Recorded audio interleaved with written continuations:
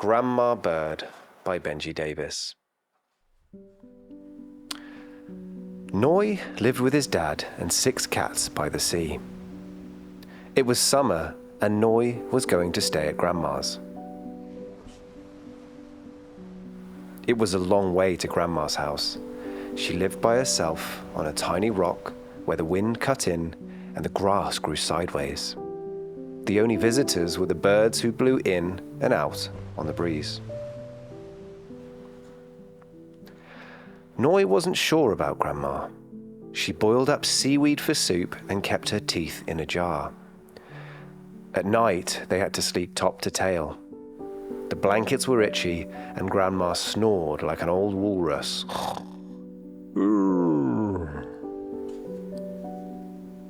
During the day, Grandma always seemed too busy with one thing or another, and she never had time to play.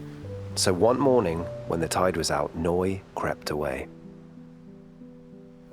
He hopped from rock to rock and pattered over wet sand. He dipped in and out of rock pools.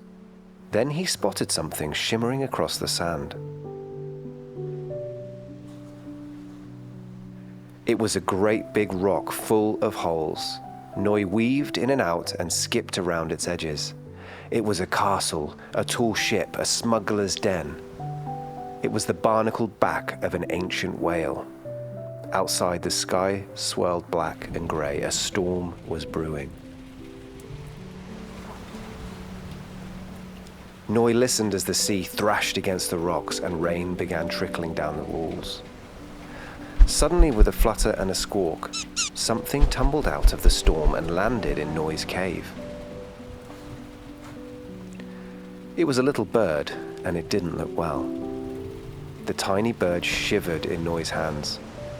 He knew he must do something, and quickly. Maybe Grandma would know what to do.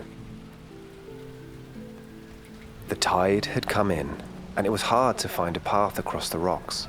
Noi hopped, jumped, and leapt with all his might, but the storm blew him left and right. Noi wondered how he would ever make it back to Grandma's, when suddenly a sail came cutting across the sea. "Grandma!" shouted Noi. "I've got you!" cried Grandma as she scooped them aboard. "Thank goodness I found you," she said. Grandma had started searching for Noi as soon as she heard the storm. As they sailed home, Noi and Grandma found more of the windswept birds. "They must have been on a long journey together," said Grandma. The house was soon full of chatter and the ruffle of drying wings.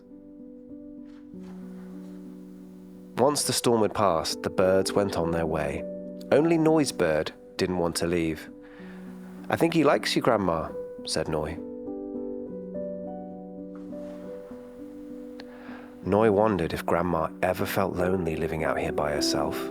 They spent the rest of the summer together, exploring every rock and shore.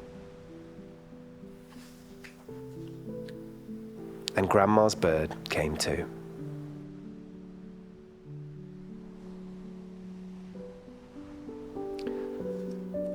Grandma Bird by Benji Davies. Remember, there's nothing better than having the book for yourself, so head down to your local bookstore, get this one ordered if you liked it, or I'll just leave some links in the description.